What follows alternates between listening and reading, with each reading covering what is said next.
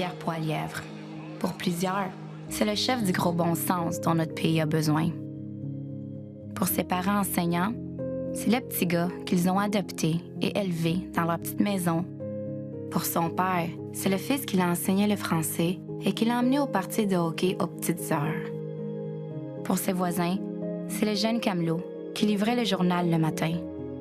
Pour ses enfants, c'est tout simplement papa. Et pour moi, c'est l'homme qui m'aime pour qui je suis. Moi, sa femme, une Québécoise guidée par le gros bon sens qui a fait du Canada son chez-soi. C'est pour ça que quand Pierre dit « C'est pas important qui vous connaissez ou d'où vous venez. Ce qui est important, c'est qui vous êtes et où vous allez. » C'est pas des paroles en l'air. Il parle par expérience. Ramenons le gros bon sens chez nous.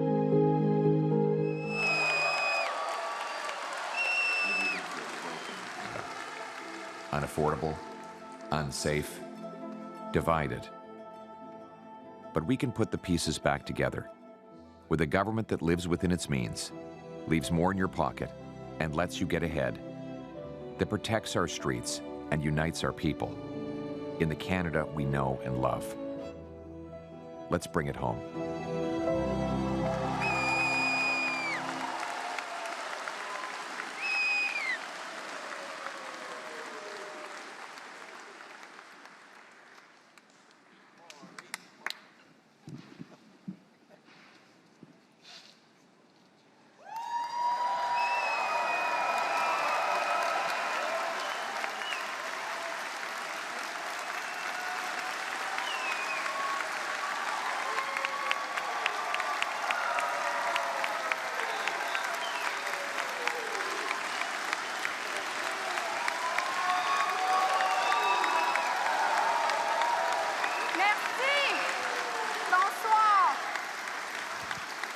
Merci.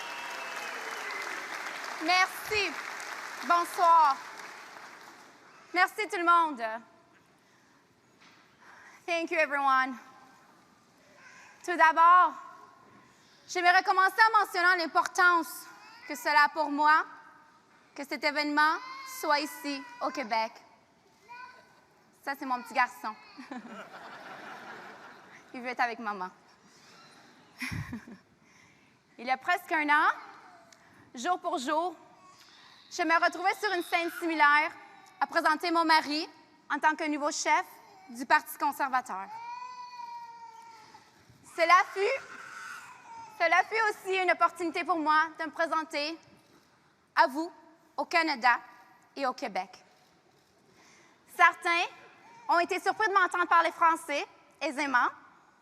On a même dit que ce n'est pas que du français que je parle, mais du québécois. Eh bien,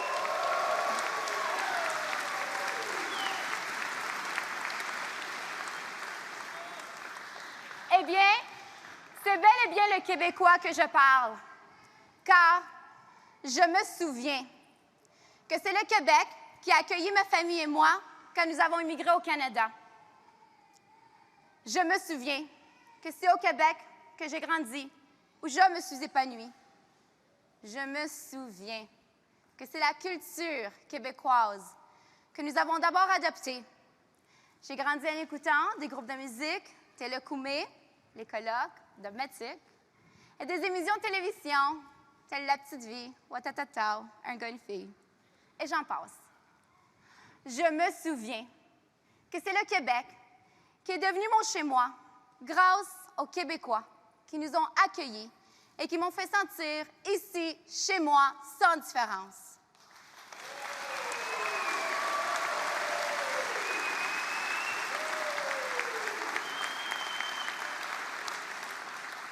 Je me souviens, et je vais toujours me souvenir, que c'est au Québec où ma famille et moi avons eu notre début au Canada. Merci, le Québec.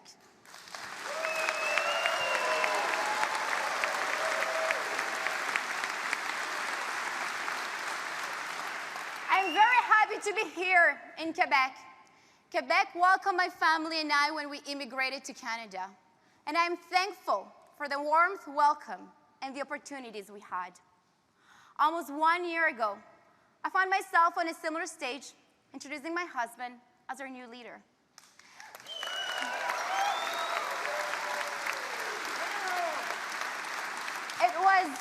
It was also an opportunity to introduce myself to you, Canada and Quebec, an immigrant woman raised in a working class neighborhood of Montreal, Quebec. Introducing an Albertan who speaks French and who represents an Ontario riding and who was adopted by 2 school teachers with an intriguing last name that almost no one has ever heard before. And let's be honest, that many still don't know how to pronounce. Une femme immigrante, élevée dans un quartier ouvrier de l'Est de Montréal. Et mon mari, un Albertain qui parle français et qui représente un comté de l'Ontario, qui a été adopté par 2 professeurs d'école élémentaire et dont son nom est méconnu du Canada et dont, soyons honnêtes, il n'y a qu'au Québec qu'on prononce toujours correctement. It's true.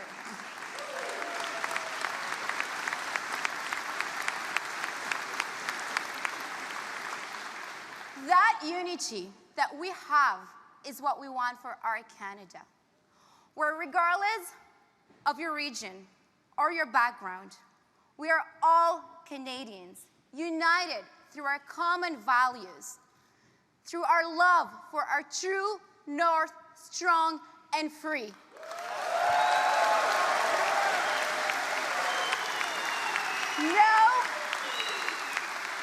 No more hyphenated Canadian.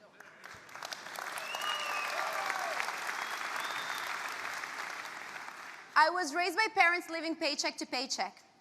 In our first years in Canada, there were times when we needed to visit the food bank.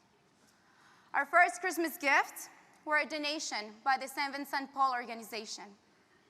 My brother and I, present here tonight,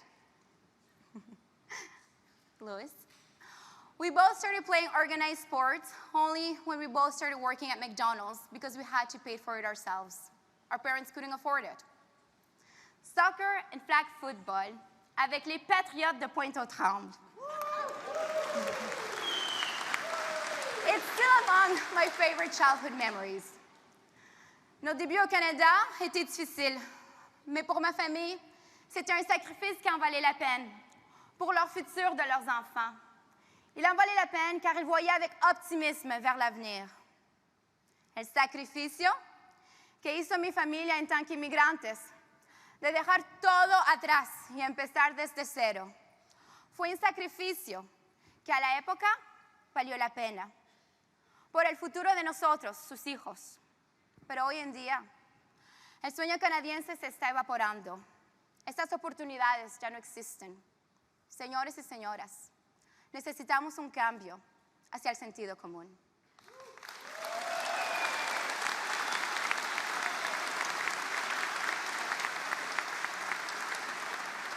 So, unfortunately, today all the hope is drifting for almost all Canadians. Malheureusement, cet optimisme vers l'avenir n'existe plus pour la majorité des Canadiens. That is exactly what my husband and I have been hearing more and more from everyday people on the ground. Pierre and I recently crisscrossed the country to hear people's stories directly from them. Ces histoires sont remplies de souffrance. Et oui, parfois, la souffrance est accompagnée avec de la colère. When people are in distress and hopeless is when leadership is most necessary. It is when we must show up directly to look at them in the eyes and to hear them out. Du vrai leadership est de savoir que souvent, ce qui est à la racine de cette souffrance est vraiment, de cette colère est vraiment que de la souffrance. It won't always be a pretty situation, and we won't always agree with one another. But when someone shows you pain and fear, it is not the time to turn your back on them or to call them names.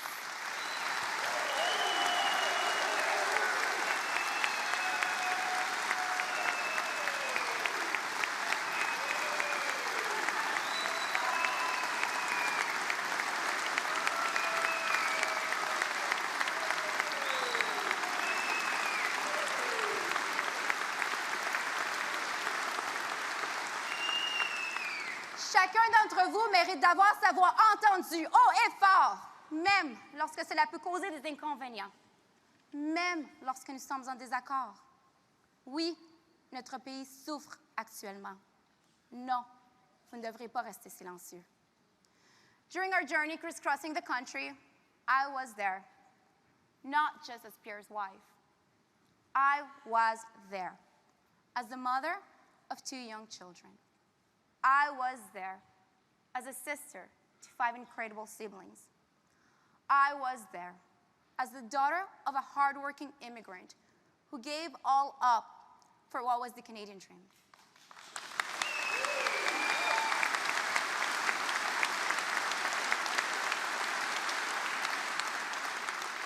And I was there as a patriotic Canadian who cares.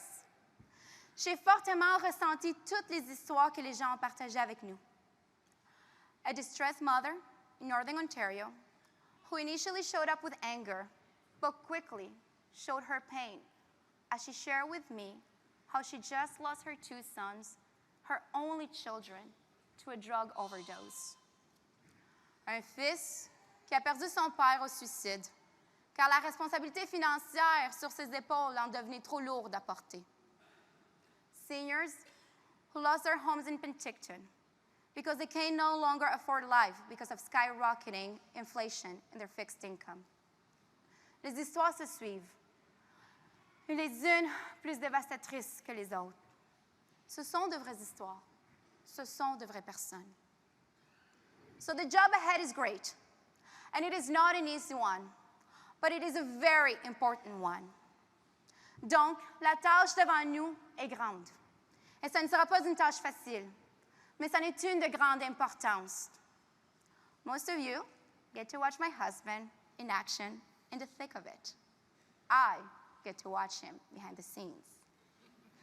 In his home office, quiet, by himself, reading, analyzing, meticulously looking at the information available and the facts. La majorité d'entre vous observez mon mari en pleine action. Moi, j'ai la chance de l'observer derrière les coulisses, dans notre intimité. Seul, en silence, assis dans son bureau, en analysant méticuleusement toute l'information et les faits devant lui. The exchanges you all watch on television and love represent hours of Pierre's studying the issues and thoroughly understanding them. Les échanges que vous regardez à la télévision et que vous aimez bien représentent des heures d'études et d'analyse pour bien comprendre les sujets. That is how he was ahead of the curve and predicted the painful inflation Canadians are living today. 2 years before the so-called experts and people in charge.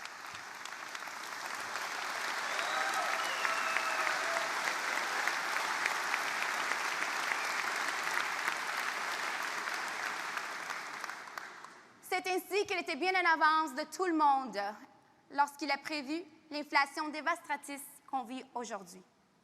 Il l'a prévu 2 ans avant même que les supposés experts. I get to watch him in action when no cameras are rolling or photographers conveniently waiting. J'ai la chance de le voir en action, mais sans caméra ou sans photographe qui l'attendent convenientement. He is a very loving and proud father of 2, of a handsome 2-year curly blondie who loves to play ball with daddy and who likes to interrupt mommy's speeches,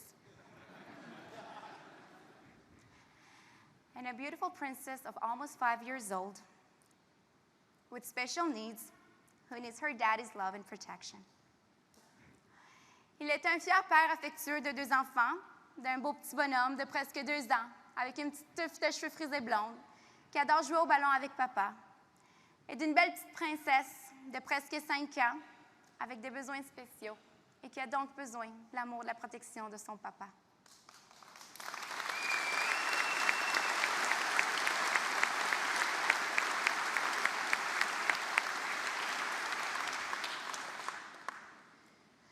Embarking on this journey is not an easy task, and it requires great sacrifice for us, for our family.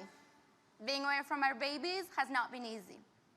So let me tell you, that we would not be doing this if we didn't believe that this is a necessary fight to take on for our children.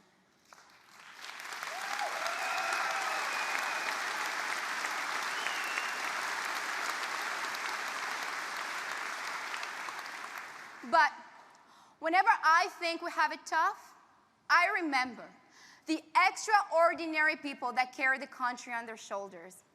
The nurse, the waitress, the plumber, and yes, the trucker, who are suffering more.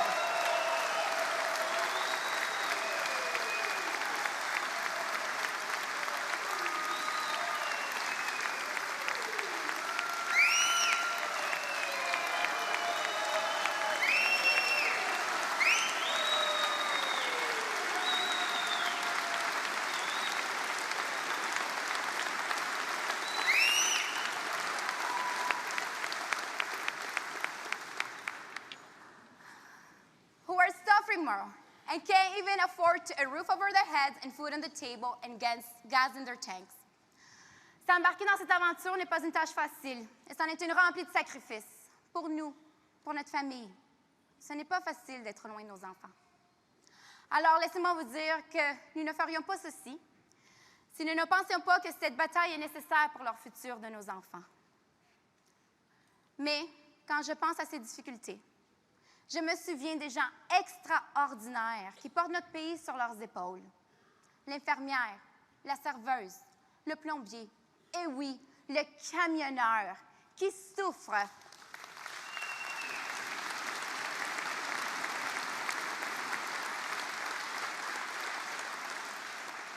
Qui souffre encore plus que nous et qui n'arrive pas à payer la vie d'aujourd'hui et d'avoir un toit sur les épaules, la nourriture sur la table et du gaz dans leur tank. So, ladies and gentlemen, mesdames et messieurs, it is my pleasure to share with you my husband, mon mari, et notre prochain ministre du Canada, Pierre Poilievre.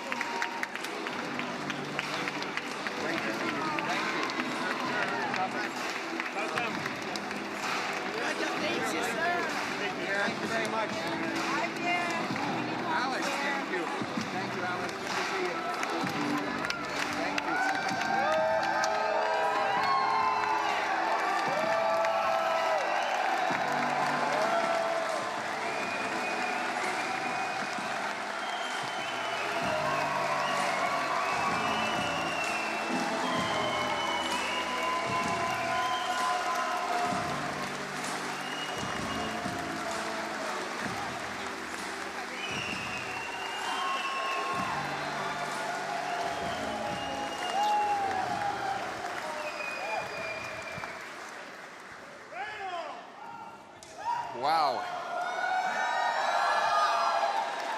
Merci beaucoup, Anna. Home. Bring it home.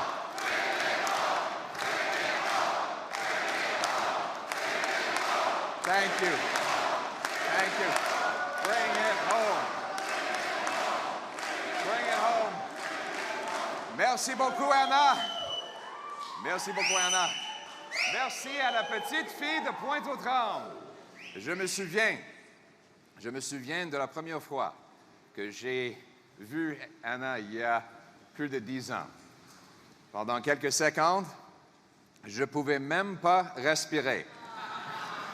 Qui est-elle? Je me suis demandé. Beaucoup de gens demandent exactement la même chose ce soir. Qui est cette brillante et belle Québécoise et pourquoi est-elle avec cette tête carrée qui a perdu ses lunettes? The day I knew she was the one was we were driving back from Montreal to Ottawa, and the under-engine cover had come off, and it was dragging like 1,000 fingernails on the highway. It was dead of winter. We pulled into Herb's repair shop, and I went inside Herb's, and it was completely dark. And so I yelled, "Herb, Herb, Herb, Herb." Herb didn't come, so I went next door to the gas station, and they told me that Herb had been out of business for a long time. So then I returned to the car to find that Anna was underneath it, tying it back into place with her hair elastic.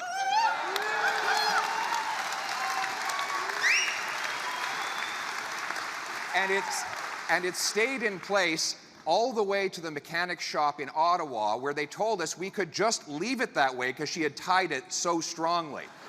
And that was when I realized that I was dating MacIver. But isn't that common sense? Common sense problem solving. La magie d'Anna, c'est la magie du Québec et du Canada. Parce que ce n'est qu'ici que son histoire est possible. Because it is only in this country that a Venezuelan refugee and the adopted son of school teachers could stand on the stage, the leading stage of Canada's oldest and biggest political party. Only here could that happen.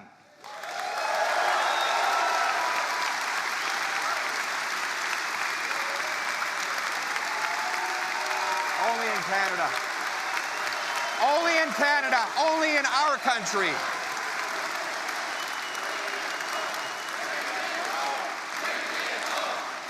Bring it home is right. Thank you. And I want to thank my own parents. It's because they made the decision to adopt me and worked hard in front of a classroom that I now stand proudly in front of this room. Thank you so much, Mom. Thank you, my mother.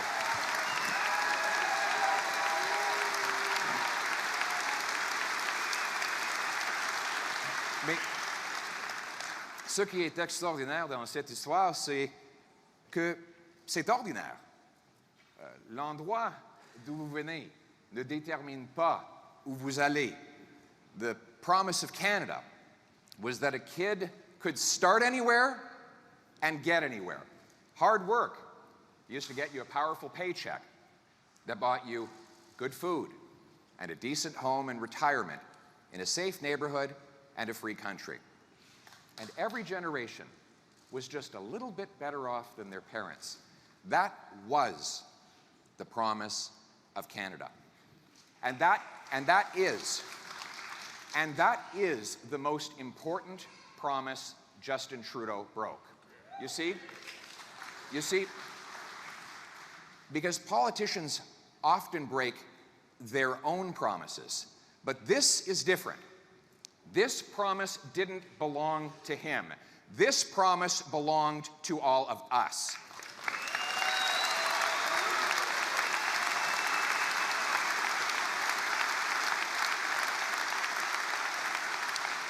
But my friends, it is a promise that Canada kept for me, and it is a promise that I will restore for all of Canada after the next election.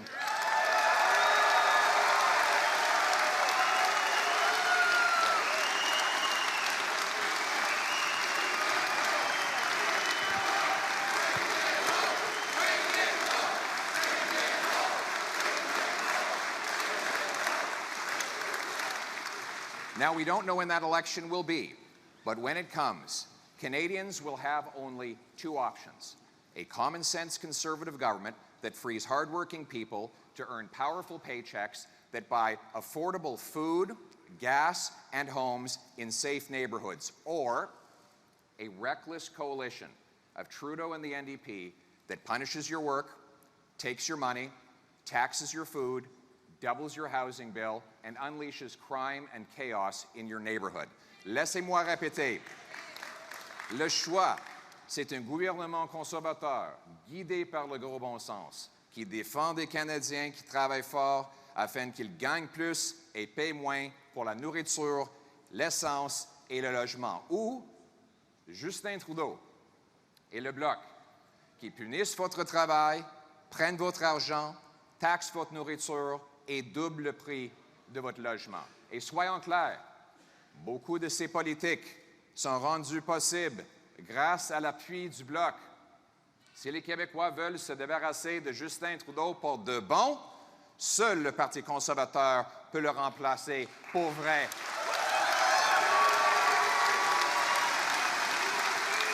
C'est vrai. Pour vrai.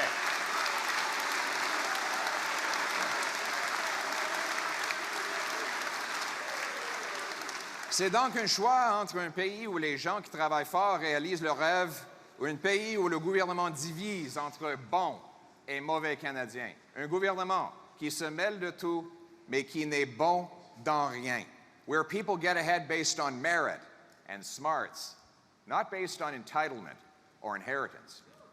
Speaking of inheritance, no, I'm not talking about Justin Trudeau's family fortune, which he hid out in a tax-protected trust fund. I'm talking about the country that he inherited. Did any prime minister ever inherit a richer legacy?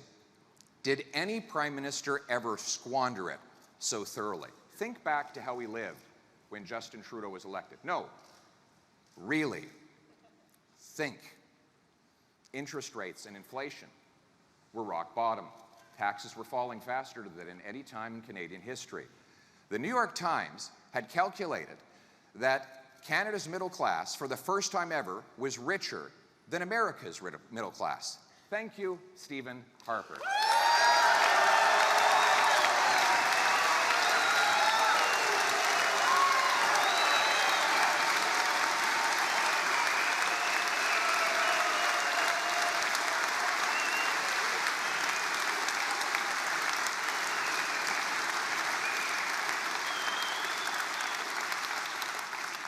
The budget was balanced. Thank you again, Stephen Harper. Crime had fallen by 25%, so low that small-town folks often left their doors unlocked. Our borders were secure. Housing costs were half of what they are today. Take-home pay had jumped 10% after tax and inflation. All this despite a once-in-a-lifetime financial crisis in the U.S., and wars in Syria, Iraq, Afghanistan, and yes, Ukraine. Funny how when Stephen Harper was Prime Minister, none of those wars caused inflation in Canada, right?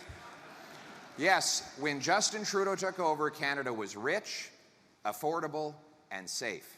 And he promised that if he had a big government that took more power and more money, he would change everything. And boy, did he ever. That is the only promise that he kept. So what has changed? What has changed? 8 years later, inflation, after already hitting a 40-year high, is back on the rise again. And the economy is shrinking. GDP per capita is actually smaller today than it was 6 years ago, and Canada's growth is now projected to be the worst in the entire OECD, not just for the next 6 years, but for the next 3 decades. Housing costs have more than doubled after Trudeau promised to lower them. It takes 25 years now in Toronto to save up for a down payment. Do you remember when you used to pay off the entire mortgage in 25 years? Some families have to stretch their mortgage out 90 years now, which means that they will have to live to be 120 to ever be mortgage free.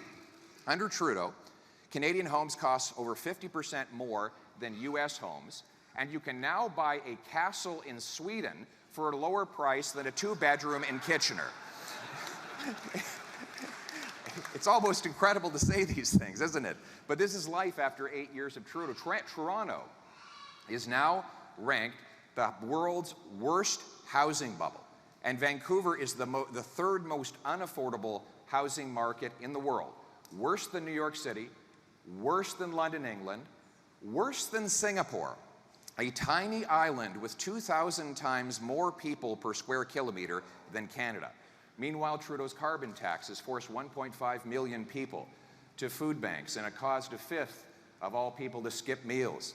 Les aînés vont devoir couper dans leur repas pour payer la taxe Blanchette Trudeau, une nouvelle taxe de Trudeau sur l'énergie que le Bloc veut, et je cite, radicalement augmenter. Ça coûte cher voter Bloc. Oui, ça coûte très cher voter Bloc.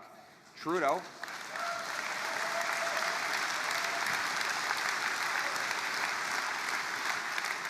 And amazingly, Trudeau has doubled our national debt, added more debt than all 22 prior prime ministers combined. And just to end the suspense, the budget has not balanced itself.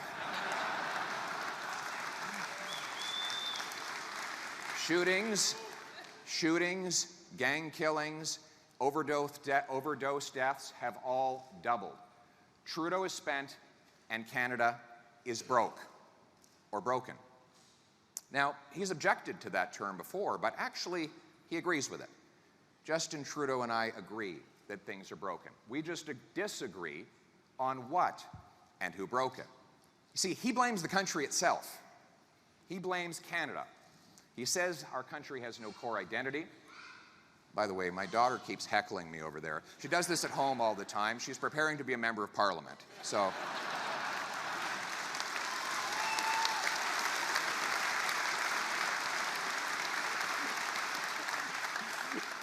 Mr. Trudeau says that Canada has no core identity and that it's not the best country in the world. What kind of prime minister, after 8 years of leading a country, would say that it's not the best country in the world? And what does that say about how he's been governing it? J'ai été très soulagé d'arriver ici à Québec et de constater que cette magnifique ville que Justin Trudeau a effacée de notre passeport existe toujours. Il a honte. Oui. Le Québec existe toujours, c'est vrai. Il a honte. Il a honte de notre patrimoine commun et de notre histoire. C'est pour ça que Justin Trudeau a effacé de notre passeport le Royal 22e Régiment et les autres monuments glorieux de notre histoire. Il a dit qu'on n'a pas d'identité en tant que pays. Justin Trudeau wants to cancel our proud history, erasing it from our passports. Our great military triumphs, gone. The famous 5, who secured women's rights, gone. Even Terry Fox had to go. Why? Because there can be no heroes but him.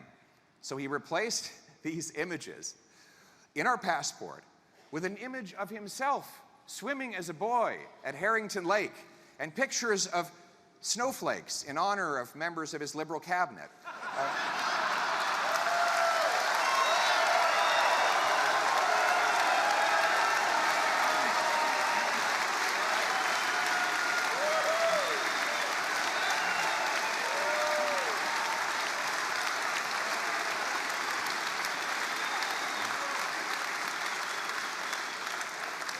You know, this business of deleting our past must end. And this is a matter on which English Canada must start to learn from Quebec.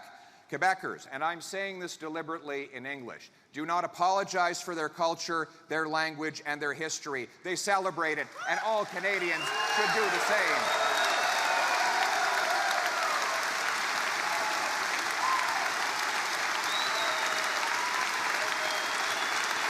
Vive le Québec! Vive la nation québécoise! Vive la nation québécoise!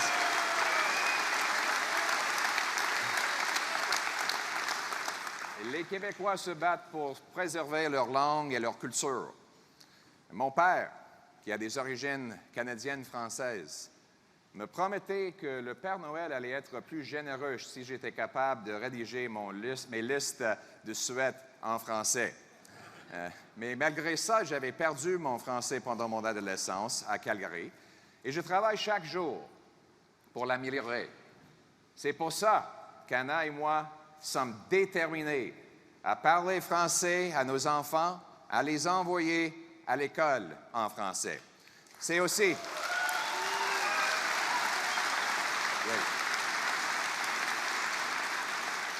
C'est aussi pourquoi j'ai voté fièrement à la Chambre des communes pour une motion conservatrice pour reconnaître la grande nation québécoise.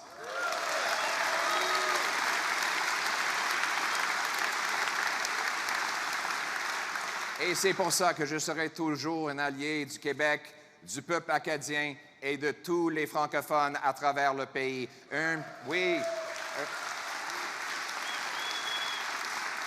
Un plus petit gouvernement central fera la place pour un plus grand Québec et des plus grands Québécois. What is worse than what Justin Trudeau thinks about Canada? It's what he thinks of Canadians. He calls them small, fringe, and angry. Recently in Charlottetown, he said everybody needs to stop picking on him because, quote, it's a really tough time to be a politician. Does anybody have a violin? No, Mr. Trudeau. It's a really tough time to be the 74-year-old truck driver I met door knocking in Bowmanville, who just got his eviction notice despite always paying his rent on time. Finding another place will cost him $700 extra per month. He doesn't have $700 extra. So his choice now is to go to his full-grown daughter, his little girl, and ask to live in her basement or become homeless. I didn't know what to say to him. What is he supposed to do? Go back to driving a truck 70 hours a week? He's 74 years old. His back can't take that. But I didn't see anger in his eyes. I saw fear. Mr. Trudeau, if you think life is tough for you, you should meet the carpenter I met at a Tim Hortons in the Sioux, who lives in a parking lot because he can't afford the rent. He wasn't angry either. But I was angry for him because an economy where the people who build our homes cannot afford to live in them is fundamentally unjust and wrong.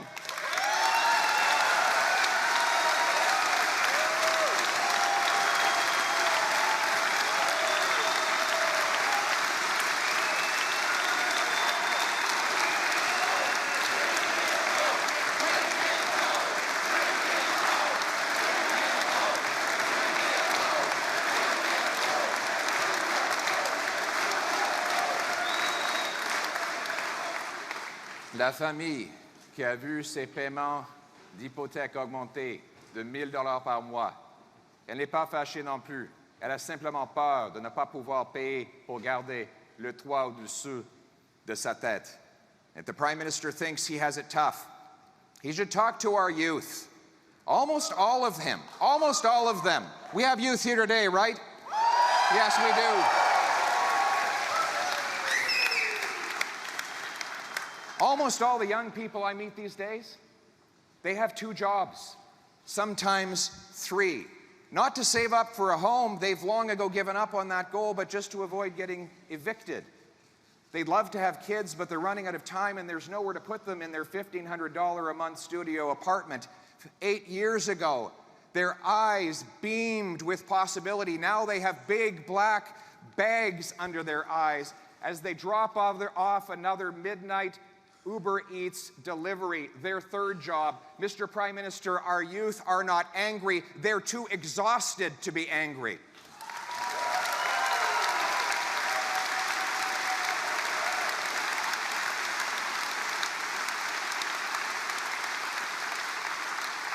He should meet the mom who broke down and told the cashier at the grocery store that all that she can afford is the half-price chicken that is past expiry, which gives her family food poisoning. And the cashier said, "I can relate. I live in a tent." It's not anger in their voice, Mr. Prime Minister. It's anxiety. They can't sleep at night because they don't know what they're going to feed their children in the morning. If Mr. Trudeau thinks politicians have it tough, he should meet the veterans that asked his department for help with post-traumatic stress, and they were told to consider instead medical assistance in dying. Remember, this is the Prime Minister who famously told our veterans that they were asking for more than he could give. These soldiers and veterans are not angry either. They are heartbroken that the freedoms they fought for abroad are not respected or repaid here at home.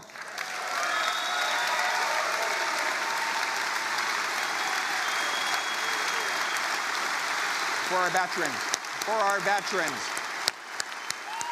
for our veterans.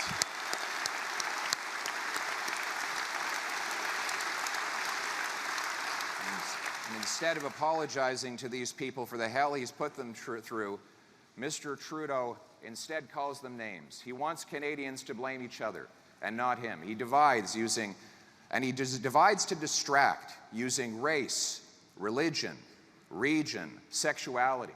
He thinks that if you're afraid of your neighbor, you'll forget that you can't afford your groceries. You see, Mr. Trudeau and I agree that things are broken. We just disagree on what's broken and who broke it. He thinks the people are the problem.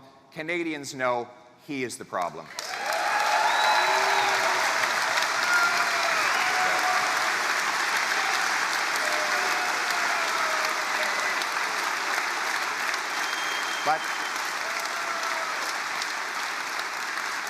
But we won't let him divide us anymore. We won't let him put our country and its people down to push himself up. Canadians are not small or angry. They are big, generous people. They deserve better than this. They no longer have to give up the things that we used to take for granted, affordable homes and foods, to pay for the incompetence and ego of one man. After 8 years, Justin Trudeau is not worth the cost, and he is not worth the country that we know and that we love.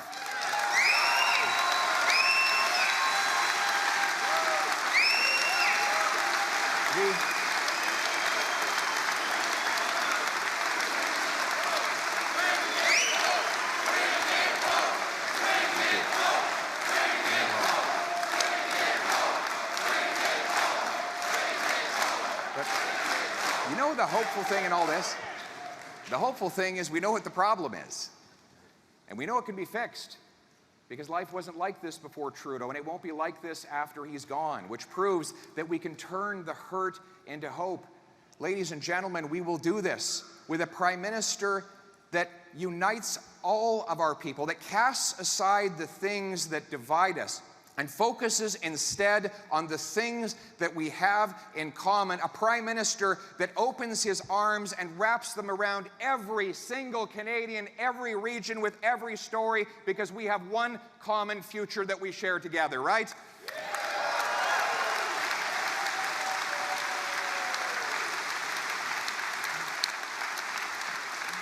But to get on with the future, you have to have a to-do list. And the first thing on my to-do list is to axe the tax, to bring home lower prices. Axe the tax. Axe the tax. Axe the tax.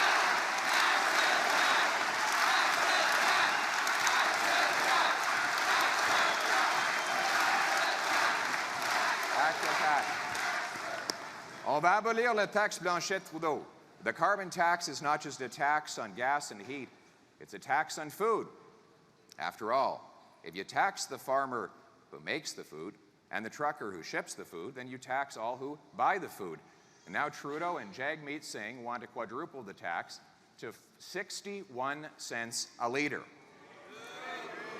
forcing seniors to choose between eating and heating. C'est une nouvelle taxe fédérale qui s'ajoute à tous les autres taxes sur l'énergie déjà en place, imposée par Justin Trudeau. Mais que dit le Bloc? Il appuie, mais il y a un seul point de désaccord. Le Bloc pense que le taxe devrait être radicalement augmenté. Radicalement augmenté. On savait que ça coûtait cher voter Bloc, mais soyons clairs, le Bloc veut prendre l'argent des Québécois et le donner au fédéral. Cette taxe Trudeau-Blanchette, c'est une taxe sur l'essence des agriculteurs qui cultivent les aliments et les camionneurs qui les transportent. Donc, c'est une taxe sur tous ceux et celles qui achètent la nourriture. C'est une taxe sur les travailleurs et les propriétaires des petites entreprises dans les banlieues et dans les régions qui ont besoin de leurs camions pour travailler. J'ai un message pour M. Blanchette et M. Trudeau. Dans les régions, les gens ont besoin de leurs camions et leurs voitures pour leur quotidien et vous n'avez pas le droit de piger dans leurs poches encore. Right.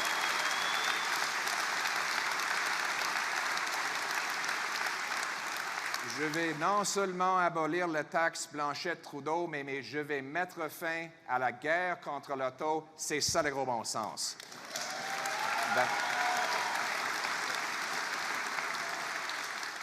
There's a second tax I'll get rid of, the inflation tax. Yes, inflation is a tax. When governments print money to fund their spending, they raise prices. Now, normally with a tax increase, you have to have a vote in the House of Commons to change the law, raising a rate or introducing a new tax, a new levy.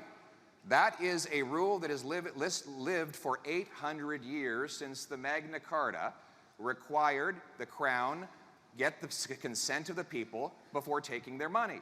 But politicians have since that time found a sly way around the rule. Instead of passing a law to raise the tax and being held accountable for it by the people who pay the tax, they just get their central banks to create more money. And that money, of course, goes into the economy and bids up prices. It is a sneaky tax because politicians don't have to vote on it. But it's also an immoral tax because it steals from the seniors' savings, the workers' paychecks, and takes food from the mouths of the working poor. It is a silent thief, quietly picking the pockets of the poor. It is there, pulling money out of the wallet of the elderly grandmother as her $100 all of a sudden only buys $80 of groceries. And there it is again, the thief, reaching into the bank account of the young family who now has to wait 25 years to save up for a down payment. The radical money printing deficits of Justin Trudeau, funded with newly created cash, caused the money supply to grow in coins, bills, and bank deposits from $1.8 trillion to $2.4 trillion. A mind-blowing 32% increase in the supply of money while the economy grew by 4%. In other words, the amount of money grew 8 times faster than the stuff that money buys, which bid up the cost of everything. And now Trudeau forces the same people who suffer from his inflation to pay higher interest rates to stop it.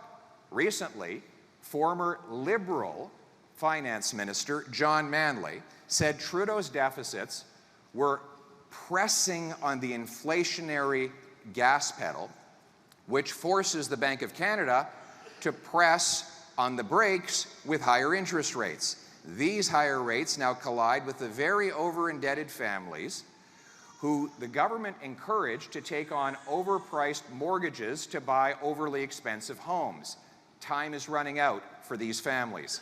If rates rise before these families renew their mortgages, they will lose their homes. My common sense plan cuts waste and caps spending to bring down inflationary deficits and interest rates so Canadians can keep their homes. Here's how we'll do it. When I'm Prime Minister, we'll adopt a dollar-for-dollar law. It works the same way you run your personal finances at your household, the way single moms and small businesses budget. When they increase over here, they decrease over there to pay for it. So this is appealing, not just to the common sense of people managing their household budgets, but to the basic reality of economics as described by the great Thomas Sowell, who said the first law of economics is scarcity. People always want more than there is to have. And the first rule of politics is to ignore the first rule of economics. But we're going to bring that rule inside government. Every time a politician has a bright idea to spend money, he will be forced to root out waste in his own department to pay for it, rather than just passing the bill on to you in higher inflation, taxes, or debt.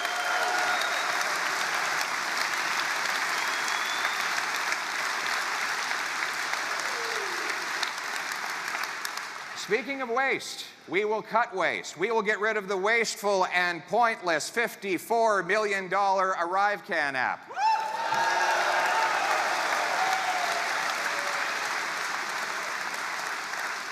You know, it's funny. It's funny, a couple of IT workers, as a gag, decided to see if they could design the ArriveCan app from scratch. And they managed to do it in a weekend, and it didn't cost $54 million. My suggestion is that they send that app to Trudeau and call it the ResignCan app.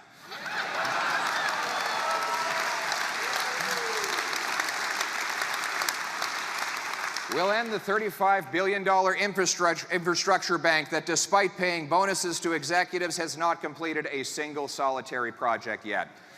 We will stop giving money to foreign dictators and global bureaucracies like the Beijing-controlled Asian Infrastructure Bank.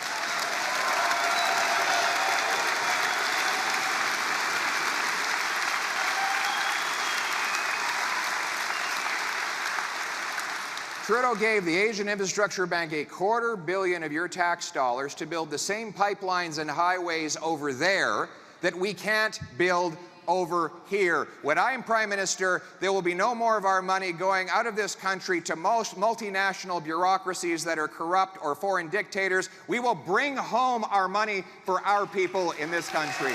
Bring it home. Bring it home. Bring it home.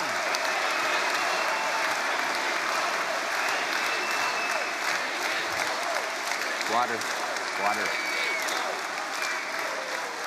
And we will end bonuses for incompetent government executives and central bankers who fail to do their jobs. Et nous n'allons plus financer les dépassements de coûts du secteur privé et des autres paliers du gouvernement. Si les autres gouvernements ne peuvent pas gérer leur budget, eux autres vont devoir trouver l'argent. On ne va plus donner la responsabilité aux contribuables. Les contribuables ont déjà payé plus. I will restore. And we're going to restore and enforce the low inflation mandate that Brian Mulroney legislated into place in the early 90s. It will mean the Bank of Canada, once again, will have only one job, and that is to keep inflation low for Canadians.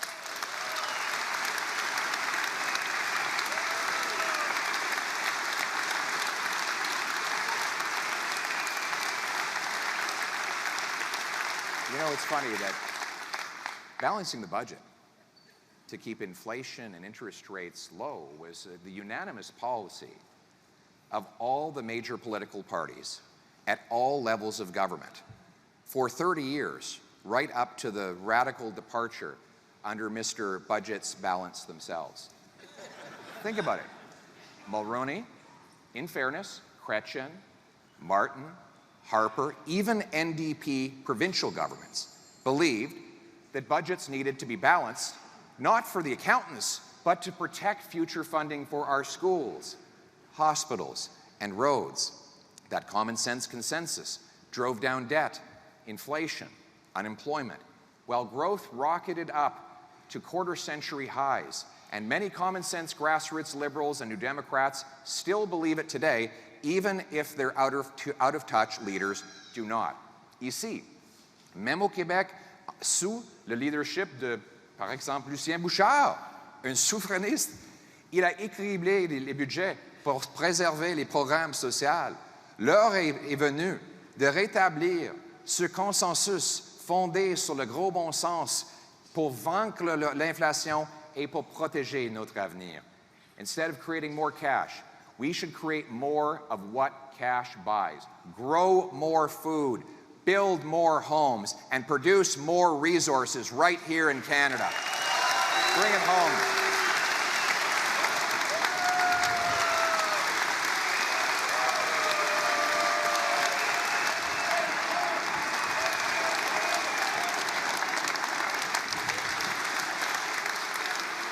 So let's start with homes. Let's start with homes. Thank you. We've got a very excited group over there. Those are my friends from Brampton up there. Good to see you, Bob and friends. We need homes in Brampton. We need homes everywhere. We need to stop printing money and start building those homes. L'accès au logement, après 8 ans de Justin Trudeau, dégénère. En fait, on pourrait dire que c'est une dégénération, comme la chanson Mes aïeux, qui va comme suite. Et puis toi, mon petit gars, tu ne sais plus ce que tu vas faire. Donc, ton petit toit et demi, bien trop cher, fret en hiver.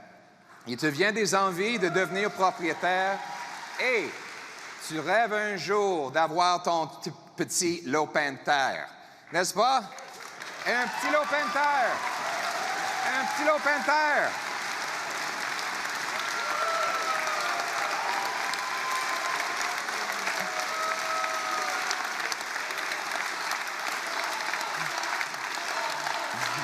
Gros bon sens, gros bon sens, gros bon sens, gros bon sens.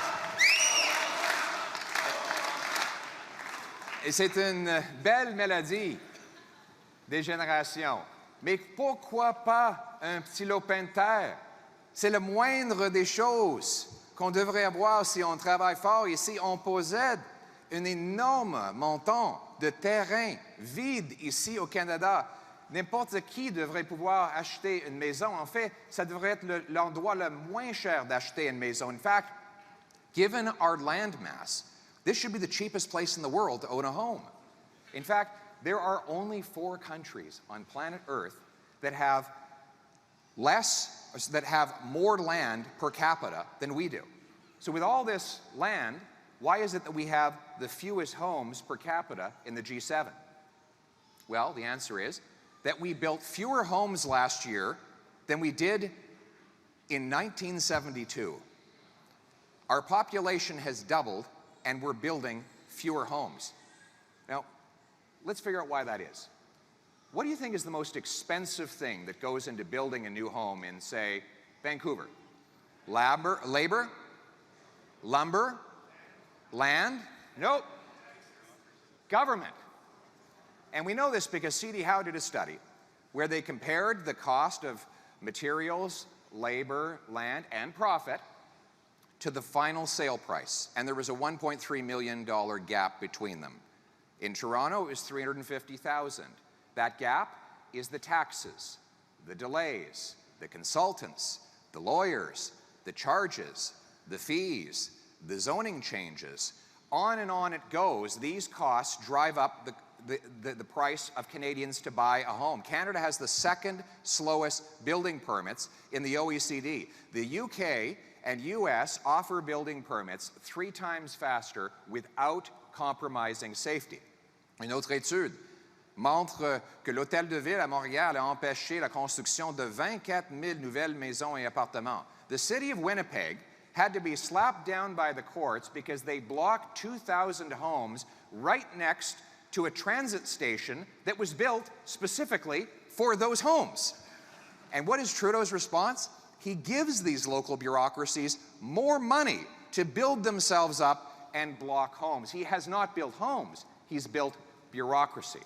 Now, at a federal level, he's built up a bureaucracy at the CMHC that slows down financing for the builders of affordable apartment units, all the while we have a homelessness problem. When I'm Prime Minister, my government will stop giving tax dollars to gatekeepers.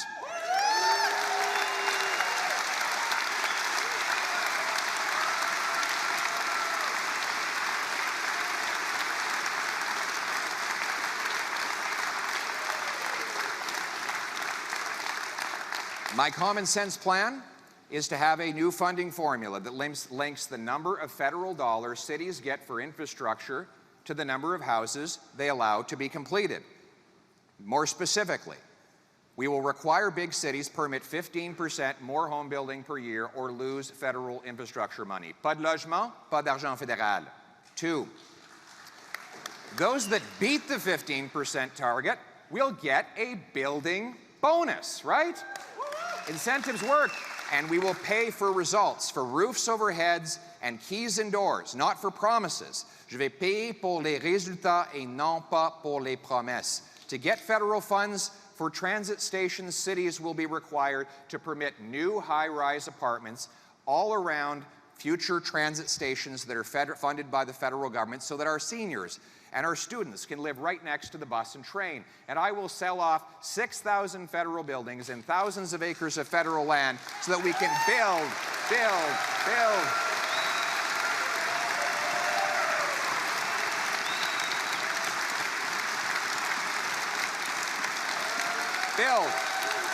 Bring it home.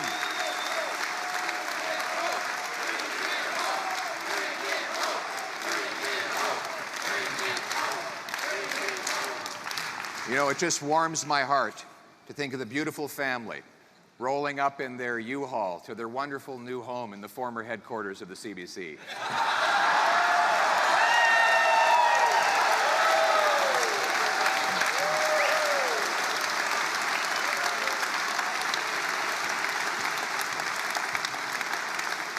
Moins de bureaucratie, plus de maisons. We will make sure that Canadians have powerful paychecks to pay the rent and mortgages. We will liberate the mighty strength and smarts of our workers to make more of what we need. We will honor hard work in this country. And that's about more than money. Work brings dollars and dignity, paychecks and purpose, burdens and blessings, a good living and a good life. But today, there's a war on work, with taxes that punish earners and gatekeepers that block jobs. Every time a worker turns around, he's punished for doing the right thing. You make it, Trudeau takes it. Oh, you want to take an extra shift? They claw back your child benefit.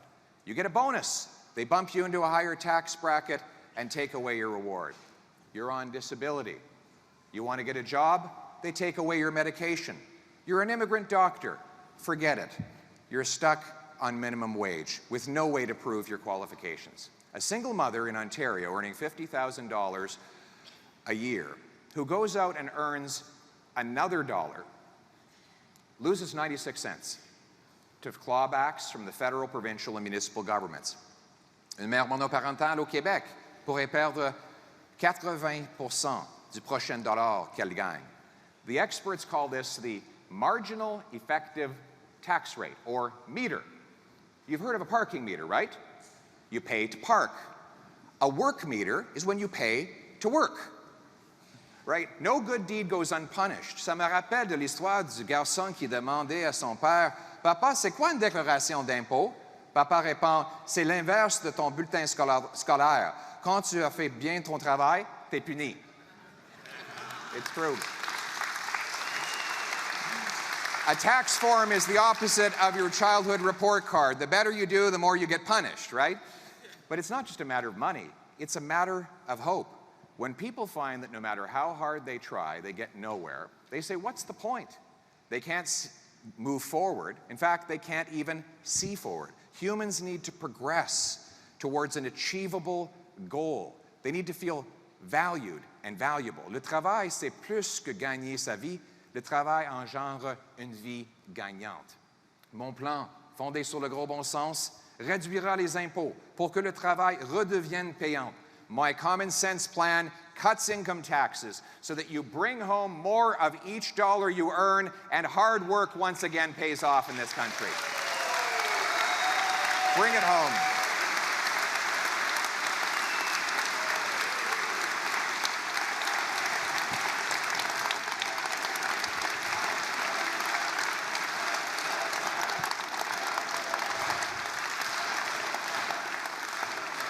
But in order to bring home a paycheck, you first have to have a job. And that's why we will cut taxes and red tape to bring home our businesses, our money, and our jobs to Canada. We will work with the provinces to create a merit-based Blue Seal qualification system so that immigrant professionals, like the 20,000 immigrant doctors and 32,000 immigrant nurses currently banned from working, can take an exam, prove they are qualified, and if they are, get to work earning powerful paychecks, reducing wait times in our hospitals.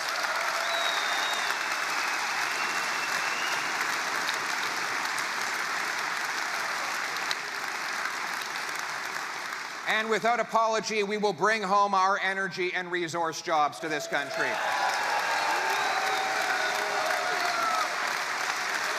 Absolutely.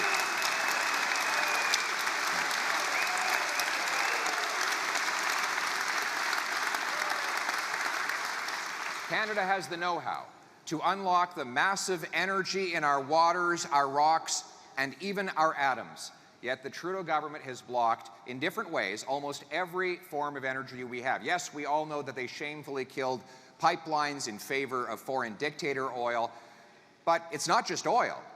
When the Germans and the Japanese came knocking, asking for our natural gas so that they could break their dependence on Putin, Trudeau said, "No, go call the Kremlin. There's no business case." Well, apparently nobody told the Americans that there's no business case. They built 6 liquefaction facilities. No one told the Qataris they more than doubled their production. No one told the Germans, who took a natural gas liquefaction facility from concept to completion in 194 days. And yet, Justin Trudeau has blocked the completion of all 18 natural gas liquefaction plants that we had proposed when he took office. And this is crazy. We have 1.3 trillion cubic feet of natural gas, and we can liquefy it with 25% less energy. Why? Because of our cold weather. It makes it cheaper to liquefy gas here than in the United States. It's cold in Canada. It was so cold in Ottawa last winter, Justin Trudeau was seen with his hands in his own pockets.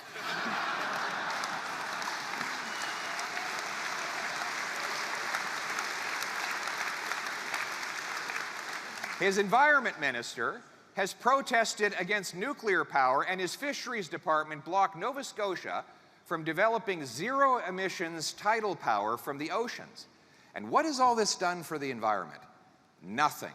With all these taxes and all these gatekeepers, Canada has missed every single emissions target and now ranks 58th out of 63 in combating the real problem of climate change. The International Energy Agency says the world will be using 50 million barrels of oil every single day for the next 20 years.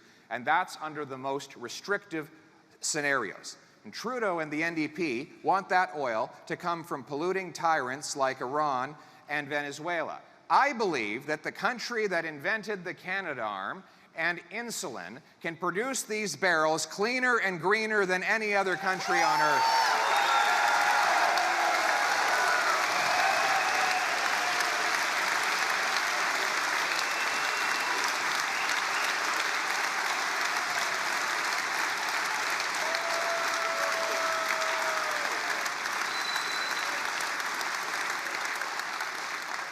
My common sense plan repeals the anti-resource law, Bill C-69, and replaces it with a law that will protect our environment, consult First Nations, but get projects approved in 12 months, not 12 years. We will support Newfoundland's plan to double its energy production, ending the need for overseas dictator oil being imported to our country altogether.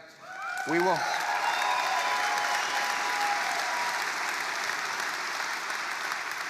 massively increase production of emissions-free energy by green-lighting green projects like zero-emitting, small modular nuclear reactors.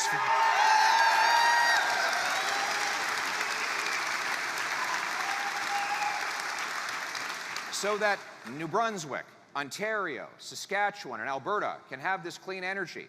And carbon capture and storage will make our oil sands the world's lowest emitting. We will approve more hydro dams and tidal wave power to turn water and gravity into lightning. We will grant permits for natural gas plants to safely ship it off to replace dirty coal in Asia and to break European dependence on Putin.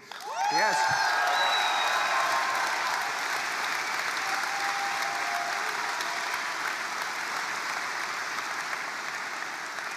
And we will harvest the minerals of electrification from our mines using our workers rather than importing them from Justin Trudeau's favorite coal-burning dictatorship.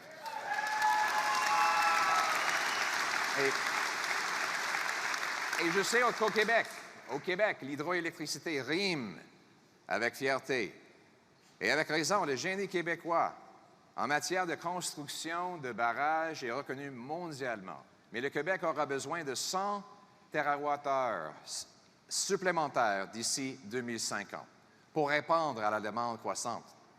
Ça représente une augmentation de 50 %. Pour lutter contre le vrai problème de changement climatique, il nous faut plus d'hydroélectricité et rapidement. Mon plan, fondé sur le gros bon sens, utilise la technologie et non pas les taxes, en incitant les entreprises à réduire leurs émissions, en donnant le feu vert aux projets verts, comme les barrages et les éoliennes. Fini les dédoublements d'études et les obstacles fédéraux de toutes sortes, en produisant des minéraux ici et non pas les importer de la Chine. Voici le choix. Voici le choix. Blanchette et Trudeau veulent radicalement augmenter le prix de l'énergie traditionnelle. Moi, je veux réduire le prix de l'énergie verte. Eux, ils choisissent les taxes. Moi, je choisis la technologie. Eux, ils choisissent d'envoyer notre argent aux dictatures étrangères. Moi, je choisis les travailleurs canadiens.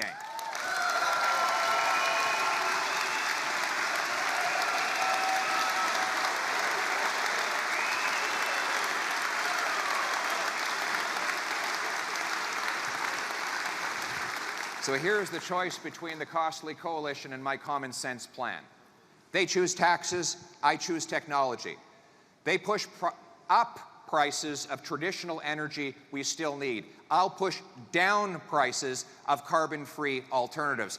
They put stop signs in front of our workers. I will green-light green projects, and most important, they send dollars to dictators. I will bring home paychecks to our people in this country.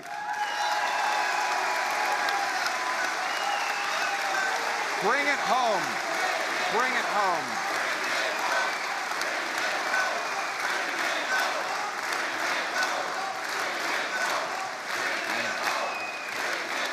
And speaking of home, home will be safe again. As a result of Trudeau's catch and release policies, crime, chaos, drugs, and disorder are common in our streets. His catch and release bail law, C-75, allows a thug to assault an elderly woman in the morning and be out on bail by noon to do it all over again. After the law passed, Vancouver police had to arrest the same 6,000 criminals. I'll start again. It's so baffling that it's hard to actually appreciate the numbers. They had to arrest the same 40 offenders 6,000 times in a year. That's 150 arrests per criminal per year. The good news is we don't have a lot of criminals in Canada. The bad news is they're very productive. So if you put those highly prolific criminals in jail, you'll have less crime. Now, Liberals and New Democrats say this is so simplistic and you'll have to build all these jails. Funny thing is, when we did it under the previous Conservative government, not only did we bring crime down by 25%, incarceration rates actually fell. Why? Because we targeted the worst offenders and we scared all the other potential offenders away. So we had so much less crime, we actually needed less prison space. It's common sense, my friends.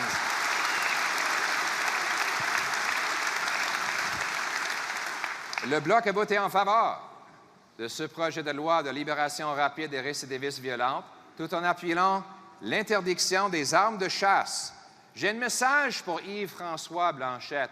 Ce n'est pas le chasseur de Saguenay qui cause la criminalité au centre-ville de Montréal. Ce sont les criminels que vous voulez libérer qui ont causé ce crime. I have a message for Justin Trudeau.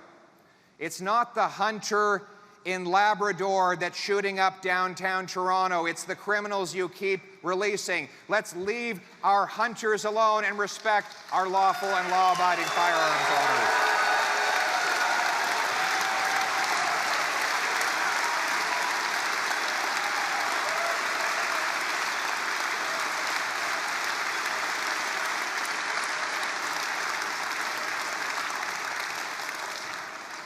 So my common sense plan is jail and not bail. Jail and not bail for repeat violent offenders. We'll reverse bans on hunters and licensed sport shooters, and we'll use that money to jail gangsters and bolster borders against illegal drugs and guns from the United States. And we will give treatment, not decriminalized and tax-funded drugs, to addicts. We will bring home our loved ones drug-free once again.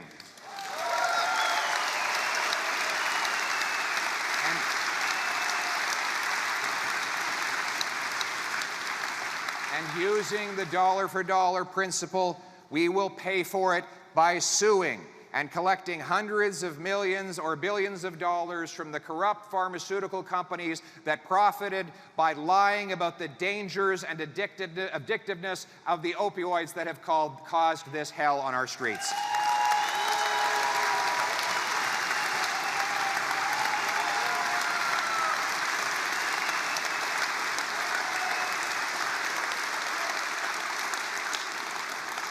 We will bring home our loved ones drug-free, and we will bring home safety again to our streets. The safety of our country in a dangerous world depends not on attending yet another gab fest at the UN or, God forbid, Davos. Nor do we secure Canada by sending more and more aid to foreign dictators. It is by standing on guard for our country and rebuilding our military at home that we protect our country.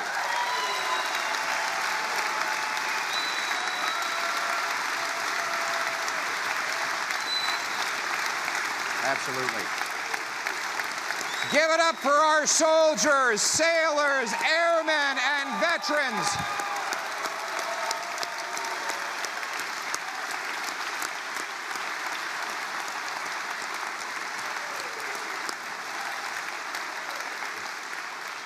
We'll take resources from back office bureaucracy and incompetent procurement and put it on the front lines to rebuild our military and honor the brave men and women who protect our freedom. But they didn't fight for our freedom abroad so the Prime Minister could take it away at home. He said he admires the dictators in Cuba and Beijing.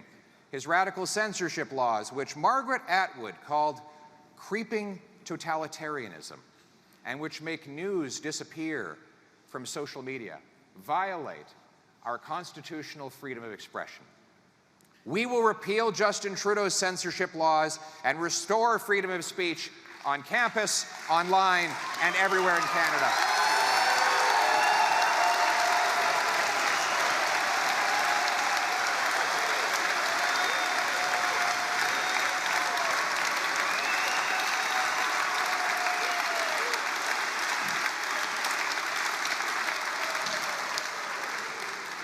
We will enact a foreign influence registry to expose those paid by foreign dictatorships to interfere in our democracy. And we will shut down foreign-controlled police stations. No sovereign country should ever let a foreign dictatorship run police stations on its soil.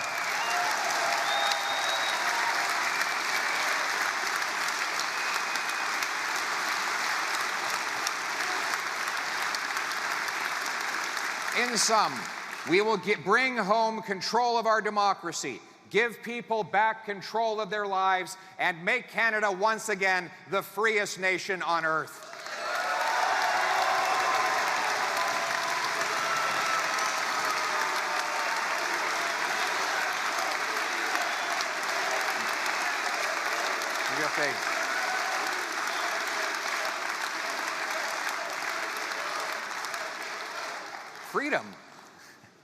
Freedom used to be uncontroversial. Freedom was part of the Canadian consensus. Liberals believed in liberty, conservatives believed in conserving it. Today's liberals run down freedom so that they can justify taking it away. So often today, we hear that we can't allow freedom, that we need bureaucrats and experts to dictate what ordinary people can hear and say, because ordinary people, in quotation marks, can't make their own decisions. But let me tell you, my friends, I've met these so-called ordinary people, and they are not ordinary. They are extraordinary. And they have the common sense of the common people to make their own decisions and be masters in their country. que monsieur et madame tout le monde ont besoin du gouvernement pour prendre leurs décisions. Ce n'est pas vrai. Si vous voulez voir la bonté, la grandeur et le génie, ne regardez pas à ceux qui sont au sommet.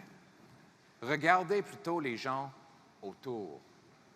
Vous savez, nous les appelons les gens ordinaires, mais ils ne sont pas ordinaires, ils sont extraordinaires.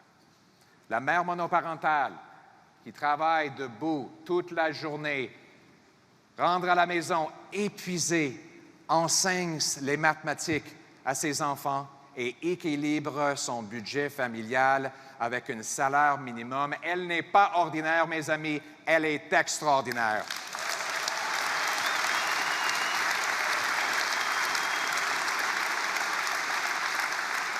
L'agriculteur capable de manier science, seul et tempête pour amener la nourriture de son champ jusqu'à votre assiette n'est pas ordinaire, il est extraordinaire. L'électricien qui capte la foudre et la fait passer dans une file de cuivre pour nous éclairer, il n'est pas ordinaire, il est extraordinaire. Mes amis, ces gens sont censés d'être maîtres chez eux, même s'ils ne sont pas célèbres. Lorsqu'ils meurent, leurs noms ne sont pas dans les manchettes. Il n'y a pas d'éloge à la Chambre des communes. Sans trompette ni tambour, ils ont porté leur famille, leur communauté et leur nation sur leurs épaules. La vraie bonté, la vraie grandeur, le vrai génie, ce sont ces gens. Notre raison d'être est de se faire leurs champions avec leur gros bon sens, unis autour d'un idéal commun, le Canada, notre chez nous.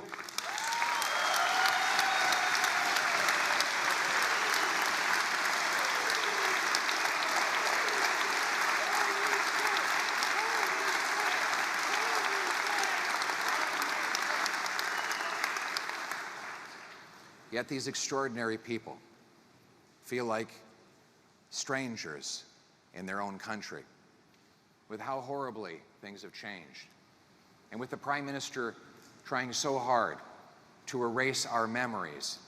It's easy to forget how good things were and how much better they can be. You know, the most important job of any leader is to bring hope.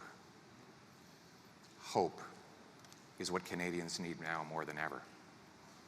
Hope is something that you feel, but it's hard to picture it. So let me paint a picture for you of students laughing and walking down safe streets to class, the distant drumming of hammers driving nails through Canadian lumber into yet another beautiful new Canadian home. Shopkeepers sweeping clean storefronts at the end of another day, waving to seniors heading home with a car full of groceries and change in their pockets. As daylight fades to night, kids are heard pleading for 10 more minutes of street hockey before bed, and then quiet. And a young couple sits on their front porch, soaking in the summer warmth. A Canadian flag hanging gently but proudly from the front of their house, with a cold drink in one hand and a paycheck in the other.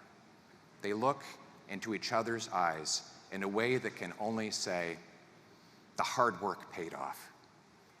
The sacrifices were worth it, because finally, we're home. Ladies and gentlemen,